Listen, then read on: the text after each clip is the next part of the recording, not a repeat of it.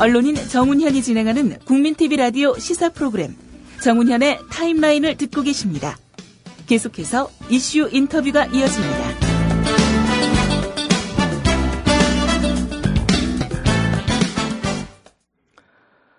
새누리당 김무성 의원이 지난 대선 당시 2007년 남북 정상회담 대화록을 입수해 읽었다고 발언한 사실이 알려져 파장이 일고 있습니다. 민주당은 이 문제를 그냥 보고 넘기지 않겠다는 입장입니다. 1년의 대화록 입수 자체가 일종의 쇼였고 이미 지난 대선부터 대화록이 여권 손에 넘어갔다는 이야기이기 때문입니다. 민주당의 배재정 의원을 전화로 연결해서 자세한 얘기 들어보겠습니다. 배 의원님 안녕하십니까?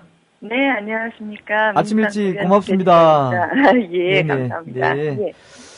자, 아침 조간이랑 어제 오후부터 일부 보도가 됐습니다만은 네네. 김무성 의원 발언이 지금 큰 파장을 불러오고 있는데요. 네, 그렇습니다. 예. 민주당 이 같은 김무성 의원의 발언이 실언이 아니라 진실로 보고 있죠?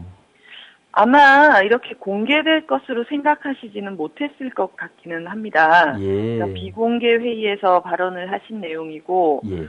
속기록에서 삭제하라는 말씀을 하셨다고 지금 알려지고 있는데. 그랬다면서요? 예. 그러니까 이렇게 외부로 나갈 것이라고 생각은 못 하셨겠지만, 예. 그렇기 때문에 오히려 진실을 말씀하신 것으로 생각하고 있습니다. 예.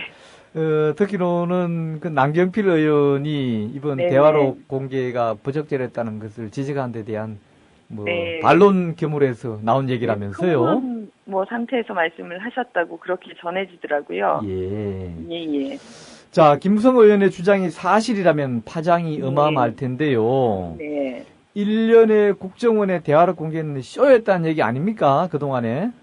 네, 조금 전에 우리 라디오 방송에서도 권영세 당시 종합상황실장의 발언록이 좀 공개하셨지 않습니까? 예. 그러니까 사실상 대선 전에 이미 그 대화록을 확보하고 충분히 내용들을 검토하고 이걸 어떻게 풀 것인가를 고민해 오다가 예. 이제 정권을 잡은 이후에 특히 지금 국정원의 불법 대선 개입으로 인해서 여론이 계속해서 악화되고 또 민주당의 국정조사 요구가 빗발치지 않았습니까? 예. 그런 상황을 돌파하기 위해서 타이밍을 좀 잡은 것이 아닌가라고. 사실 이건 민주당이 그렇게 생각한다라기보다는요. 예. 상식을 가진 모든 분들이 이렇게 합리적인 의심을 할 수밖에 없는 상황인 것 같습니다. 예. 네네. 이 청와대와 새누리당 그리고 정보기관이 이제 삼위일체가 돼서 조직적으로 진행한 게 아닌가 하는 생각을 하게 되고 예. 여기서 특히 전 정권 그리고 현 정권이 같이 이런 작전을 펼친 것 아닌가 하는 또 그런 의구심을 가지게 만드는 상황인 것 같습니다. 예. 네네. 김무성 의원의 발언과 연결지으면 꽤 개연성이 있어 보이는데요. 권영세 의원 얘기가요. 그렇죠. 결국 NLL 대화록은 이미 이명박 정부 시절에 불법으로 유출돼 적어도 그렇죠. 이명박 대통령과 많은 사람들이 이 관련 기밀 자료를 다 들여다봤고 공유했다고 볼 수 있겠죠. 그렇게 생각할 수밖에 없는 상황인 것 같습니다. 예, 어저께 인터넷신문 프레시안에서도 김무성 의원이 부산 유세에서 문건을 꺼내 읽었다는 것, 물론 이제 비공개 간담회에서 그 얘기를 했습니다만, 프레시안 기자가 녹취록 파일을 가지고 있다가 공개를 한 것이지 않습니까? 예. 거기에 보면 이번에 공개된 남북 정상 대화록과 거의 대부분 이제 토시까지 틀리지 않고 일치하고 있다는 것인데요. 예. 그러니까 이건 정문원 의원의 이야기를 듣고 내가 그걸 정리한 걸 이야기한 것이다. 이런 수준은 아니라는 걸 사실 누구라도 아실 수 있을 것 같고요. 예. 그 이명박 대통령이 보셨는지 안 보셨는지 지금 저희가 알 수 있는 그런 이제 증거 자료가 있는 것은 아니지만 예. 마찬가지로 이번 사건을 이렇게 훑어보면 그 당시에 청와대뿐만 아니라 선대 본 상황에서는 충분히 공유했을 가능성이 있다. 예. 이렇게 생각할 수밖에 없을 것 같습니다. 그렇죠. 네네. 권영세 씨나 김무성 의원이 당시 캠프의 최고 핵심이었는데요. 그렇죠. 종합상황실장이었고 총괄선대 본부장이었죠. 그렇죠. 이 두 분이 이걸 봤다고 밖에서 얘기할 정도라면은 네네. 박근혜 후보에게도 충분히 보고됐고 또 박근혜 후보도 당시 봤을 가능성이 개연성이 크지 않습니까? 네, 그렇게 뭐 합리적인 사람이라면 그렇게 생각할 수밖에 없지 않을까요? 예. 예. 뭐 이에 대해서 이제 청와대 반응이 나온 건 있습니까? 청와대 반응은 아직 나온 것이 없는 것으로 알고 있고요. 예. 오히려 그 오늘 새벽에 북한의 예. 조평통이 최고 존엄에 대한 우롱이다, 엄중한 도발이다, 그리고 누구도 평양을 방문했던 누구도 여기서 자유로울 수 없다고 지적한 부분이 예. 상당히 좀 그 대한민국이 남북 관계 긴장 해소와 그 평화 체제 구축을 향해서 나아가야 되는데 이런 이제 정권을 잡기 위한 어떤 기획된 그런 쇼나 뭐 합작품 이런 것들을 통해서 갈수록 어려운 국면으로 치닫고 있는 것이 상당히 좀 안타깝고요. 예. 사실 요즘 이제 민주당 뭐 지도부도 그렇고 민주당 의원들이 상당히 심각하게 이번 사태를 보면서 이 많은 이제 좀 토론들을 하고 어떻게 할 것인가 대응 방안을 논의하고 있는데 뭐 여담으로 좀 말씀을 드리면 지금 민주당이 여당 같고 새누리당이 야당 같다는 그런 이야기를 아니 정말 심각하게 하고 있는 상황입니다. 그러니까 민주당은 계속해서 민생을 얘기하고 남북 관계의 뭐 그 긴장 완화를 이야기하고 이런 이야기들을 하고 있는데 과연 새누리당은 어느 방향을 향해서 가고 있는지 저희도 사실 상당히 좀 의문을 가지고 있고요. 그런 상황입니다. 네. 국정조사가 여야 합의가 다시 또 이루어졌는데요. 그래서 네네.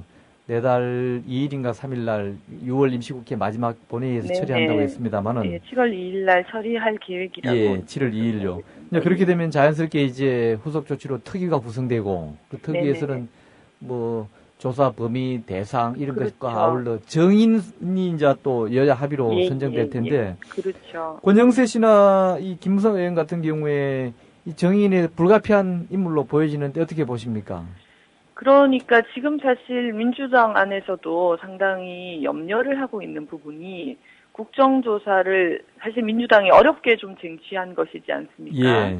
그럼에도 불구하고 국정조사를 채택하겠다, 요구서를 채택하겠다고 한 이후에 새누리당이 어떤 또 입장을 보이고 어떻게 또 약속을 뒤집을지에 대한 우려가 상당히 좀 심각한 상황입니다. 이전에도 국정조사를 약속했다 뒤집거나 그렇죠. 국정조사를 어떻게 진행할 것인지 이런 절차적인 문제를 논의하면서 이제 절대적으로 협조하지 않고 계속해서 이제 파행을 시킬 경우에 사실 그럴 때 민주당이 쓸 수 있는 카드가 상당히 제한적으로 이제 줄어들게 되는 것이거든요.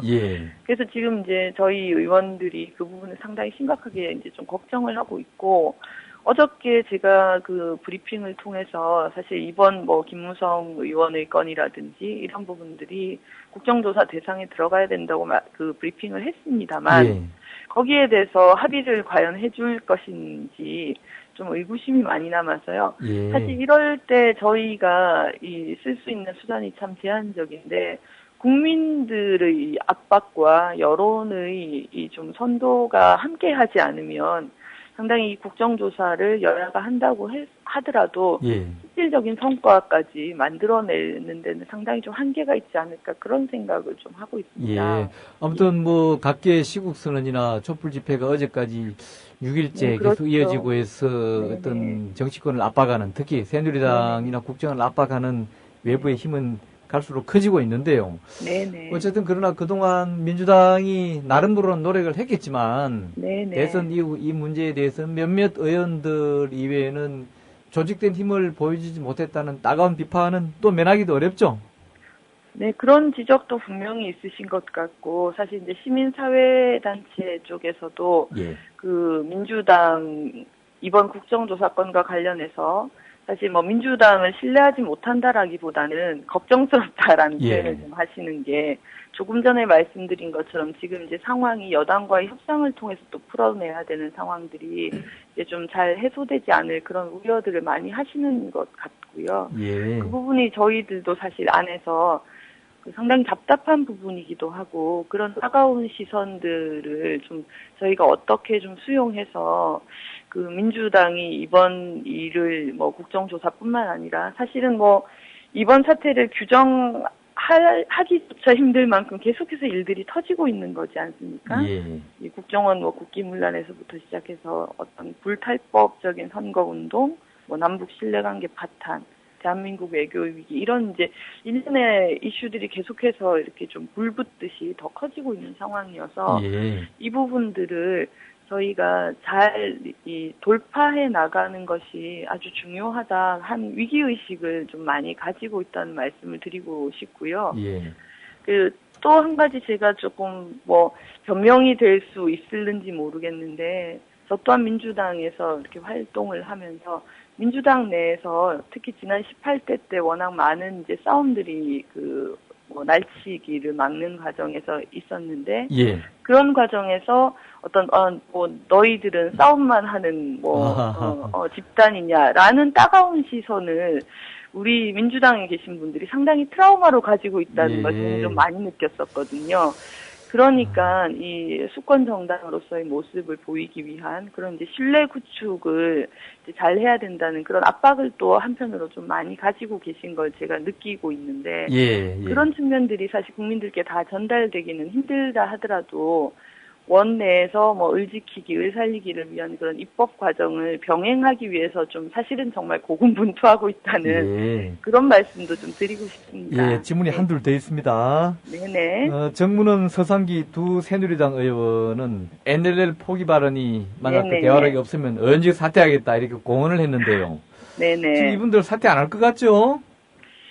지금 이 말씀하시는 걸 보면 사퇴하실 생각이 없는 것 같고요. 예. 어제도 국회 정론관에서 그런 기자회견 싸움이 좀 치열했었는데요.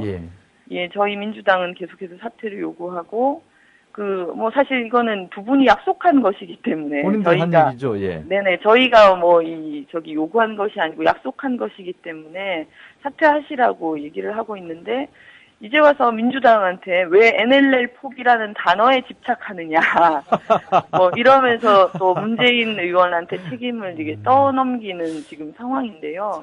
사실 지난 대선 때 안보 장사를 얼마나 많이 하셨습니까? 예.